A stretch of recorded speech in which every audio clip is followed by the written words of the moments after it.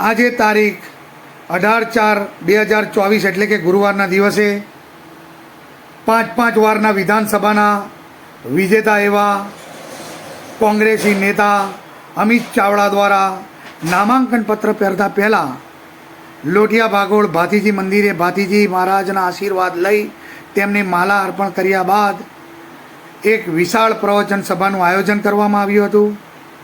આ સભામાં મુખ્ય મહેમાનો તરીકે પ્રદેશ અધ્યક્ષ શ્રી શક્તિસિંહ ગોહેલ, પૂર્વ પ્રદેશ અધ્યક્ષ શ્રી જગદીશભાઈ ઠાકોર, ધારાસભ્ય શ્રી ઇમરાનભાઈ ખેડાવાળા, પૂર્વ ધારાસભ્ય શ્રી ગિયાસુદ્દીન શેખ તથા આણંદ જિલ્લાના પૂર્વ સાંસદ ભરતસિંહ સોલંકી અને કોંગ્રેસી નેતાઓ વિશાળ સંખ્યામાં ઉમટી આવ્યા હતા અને આ વખતે તેમણે પ્રવચન આપ્યું હતું અને આ સભાને હાકલ કરી અને માન્ય અમિતભાઈ ચાવડાએ જણાવ્યું હતું કે ગાંધીજીએ જેમ અહિંસક લડત આપી હતી અને પગપાળા તેઓ ચાલ્યા હતા એવી રીતે તમે લોકો મારી જોડે પગપાળા ચાલો અને આજે હું નામાંકન પત્ર પગપાળા ભરવા જઈશ અને એ સમયે વીર શિરોમણી મહારાણા પ્રતાપના આશીર્વાદ લઈ અને તેમની પ્રતિમાને માલા અર્પણ કરી અને તેમના આશીર્વાદ લઈ અને ક્ષત્રિય કુળના દરેક શૂરવીરોને યાદ કરી અને હું ચાલતો અને મારી સાથે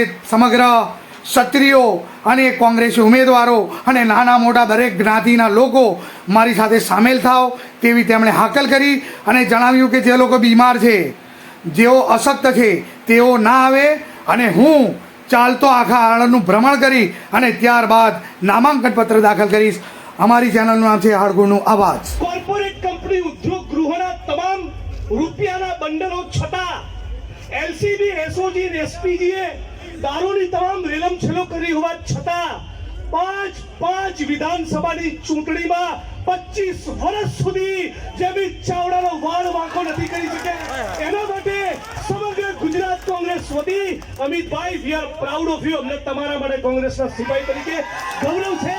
તમને જોઈને સમગ્ર ગુજરાત કોંગ્રેસની છાતી ગદગદ ફૂલે છે। કોઈ પણ નેતા કે ઉમેદવાર એ સર્વ સમાજનો હોય છે અને સર્વ સમાજના હોવાના કારણે જે તાકાતથી એ ગુજરાતની વિધાનસભાના મંચ ઉપર માધવસિંહ સોલંકી વિશે વાત કરી શકે એ જ તાકાતથી, એ જ ઓથોરિટીથી એ સરદાર વલ્લભભાઈ પટેલ પણ વાત કરી શકે એનું નામ છે અમિત ચાવડા। સાથીઓ, ગુજરાતના ખેડૂત હોય, મજદૂર હોય, શ્રમજીવી હોય, બેરોજગારીનો પ્રશ્ન, મોંઘવારીનો પ્રશ્ન, ઉનાકાંડની વાત, થાનગર દલિત હત્યાકાંડની વાત, સંવિધાનને બચાવવાની વાત કે દલિત આદિવાસી ઓબીસી સમાજના આત્મસન્માનની વાત હોય, જાતિગત જનગણનાની વાત હોય, એ જે તાકાતથી ને સ્પિરિટથી મારા સાથી અમિતભાઈ ચાવડાએ ઉપાડી છે એનો ગુજરાતના નાગરિક તરીકે અને એમના સાથી ધારાસભ્ય તરીકે 6 વર્ષનો સાક્ષી રહ્યો છું। આ અમિત ચાવડા માટે જબરદસ્ત તાળીઓનો અવકાશ થઈ જાય, જબરદસ્ત તાળીઓનો અવકાશ। આ તમારા ચહેરાનું નૂર, આ ગુજરાત અને દેશમાં બદલાઈ રહેલો પ્રવાહ એ દેખાડી રહ્યો છે કે આ વખતે આરએસએસ અને ભારતીય જનતા પાર્ટીના ધીરે ધીરે સુપડા છાપ થવાના છે। નરેન્દ્ર મોદી અને અમિત શાહની સભા હવે લોકોને બોરિંગ લાગી રહી છે, કોઈ એમાં જવા માંગતું નથી અને સત્તાના અહંકારના ઘમંડના કારણે જ પુરુષોત્તમ રૂપાલાની જીભ લપસી છે અને એમણે જે અપમાન કર્યું છે એ ફક્ત ક્ષત્રિય સમાજનું નથી કર્યું, સમગ્ર ગુજરાત અને સમગ્ર ભારતની એક બેન દીકરીના માતાનું અપમાન કર્યું છે। અને કહેવા માંગીએ છીએ કે રાષ્ટ્રકવિ દિનકરે કહ્યું છે કે જબ નાશ મનુષ્ય પર છાતા હૈ તો પહેલે વિવેક મર જાતા હૈ। આ આરએસએસ અને ભાજપની સાથે આ થયું છે। સાથીઓ, ફરી અહીંયા તો મારે આવું જ પડે, ફરી આવીશું ત્યારે વિગતવાર વાત કરીશું, પણ આમ તમામને કહું છું, ખેડૂતો, શ્રમજીવીઓ, બેરોજગાર યુવાનો, બહેનો, માતાઓ તો ખરા જ, પણ અમિતભાઈ જે પ્રમાણે દલિત, આદિવાસી, ઓબીસી, મુસ્લિમ અને ડીએનટી આ 85% વંચિત વર્ગોની વાત જે લાકડા તોડ પાર્લામેન્ટમાં કરશે એવું કોઈ કરી શકવાનું નથી। અને છેલ્લે દલિત સમાજના ઘણા ભાઈઓ ઉપસ્થિત હશે, છેલ્લે 3 વાક્ય કહું છું, પ્લીઝ યાદ રાખજો। આરએસએસ અને ભારતીય જનતા પાર્ટી ભારત ભૂમિના સૌથી વધારે કોઈ એક નેતાને નાપસંદ કરતું હોય તે છે ડોક્ટર બાબા સાહેબ આંબેડકર। આરએસએસ અને ભારતીય જનતા પાર્ટી એટલે સૌથી વધારે કોઈ પુસ્તક માટે નફરત હોય એ છે ભારતનું સંવિધાન, અને આરએસએસ અને ભારતીય જનતા પાર્ટી અને નરેન્દ્રભાઈને સૌથી વધારે કોઈ યોજના અને નીતિ માટે નફરત હોય તો આ દેશમાં દલિત, આદિવાસી, ઓબીસી સમાજને મળેલું આરક્ષણ આ બંધારણ બચાવવાની, લોકતંત્ર બચાવવાની લડાઈમાં ચરોતર એક ટકો પણ પાછળ ના રહી જાય, બલકે બરાબર તાકાતથી ગુલાલ ઉડાડે અને અમિતભાઈ ચાવડાને પાર્લામેન્ટમાં મૂકે, એ શબ્દો સાથે મારી વાણીને વિરામ આપું છું. જય ભીમ, જય ભારત, જય કોંગ્રેસ, लड़ेंगे जीतेंगे. नरेंद्र मोदी आरएसएस और भाजपा समझी ले, ये धरती अपने आप की नहीं किसी के बाप की. लड़ीશું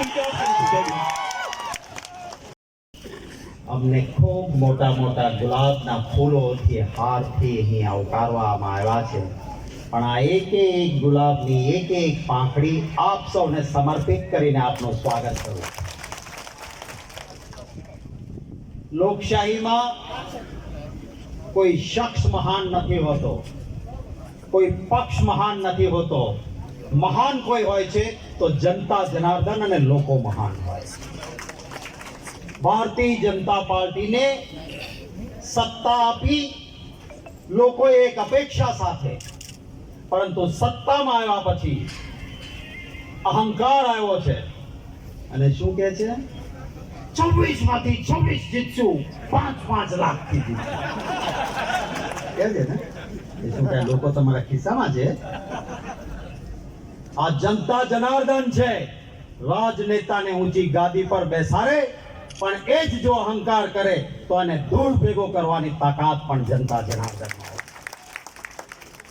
કોંગ્રેસ પક્ષે આણંદમાં એક એવા ઉમેદવારને આપણી સામે મૂક્યા છે જે લોકોનો પ્રતિનિધિ છે. અમિતભાઈ ચાવડા સ્વાર્થનું સંધાન કરનારો માણસ નહીં, પરમાર્થ માટે પુરુષાર્થ કરનારો ઉમેદવાર આપની વચ્ચે આવ્યો. આપનો અવાજ દિલ્હીની સંસદમાં ગુંજે. અત્યાર સુધી કોઈ દી મેં તો આણંદના સાંસદ ભાજપના છે ને સાંભળ્યા નથી. તમે સાંભળ્યા? દિલ્હીની સંસદમાં પ્રશ્નો માટે લડતા જોયા? એક નકામી વિડીયો જોઈ છે, ના કહેવાય.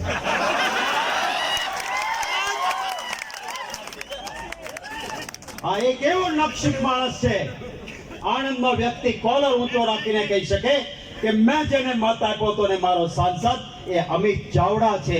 કોઈ પ્રતિનિધિ એવો ના હોવો જોઈએ કે મતદાતાને માથું નીચું કરવું પડે. અરે રે, આ મારો સાંસદ. આ સરખામણી છે બે વચ્ચે.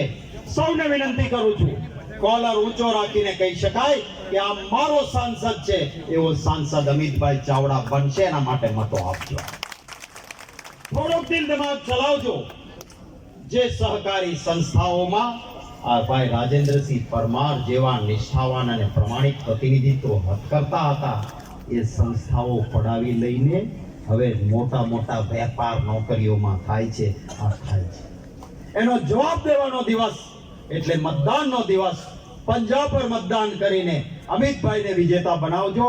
વચ્ચે આવીશું જ્યારે અમિતભાઈ આદેશ કરશે, જ્યાં ચૂંટણી સભામાં જરૂર હશે ત્યાં આવીને ઉભા રહીશું. ત્યારે લાંબી વાતો કરીશું. આજે અમારે જે પાટણ પહોંચવાનું છે, સમયની એક મર્યાદા છે. લાંબી વાતો પછી આવશું કરશું. આમ તો આપણે ત્યાં કહેવાય છે કે તેજીને ટકોર હોય. તેજીને ટકોર. ડફણા કોને હોય? આ તો બધા તેજી જેવા બેઠા છો, તમને ટકોર કરી છે. પરિણામ લાવજો.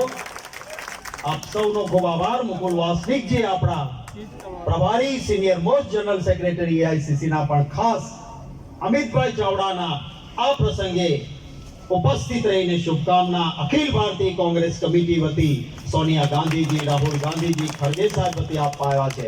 એમનો આભાર માની આપ સૌને શુભેચ્છા પાઠવીને વિરમું છું. જય હિન્દ, જય ભવાની. ખૂબ ભેદભાવ વગર આ જિલ્લાના યુવાનોને રોજગાર મળે, સારી શિક્ષણની વ્યવસ્થા ઊભી થાય, આ જિલ્લામાં સારી આરોગ્યની સેવાઓ મળે, જિલ્લાની સિવિલ હોસ્પિટલ મળે, બાકી તાલુકાઓ છે ત્યાં જીઆઈડીસી બને અને આવનારા સમયમાં આણંદને નંબર 1 બનાવવાના સંકલ્પ સાથે આજે આપણે ફોર્મ ભરવા જઈ રહ્યા છે.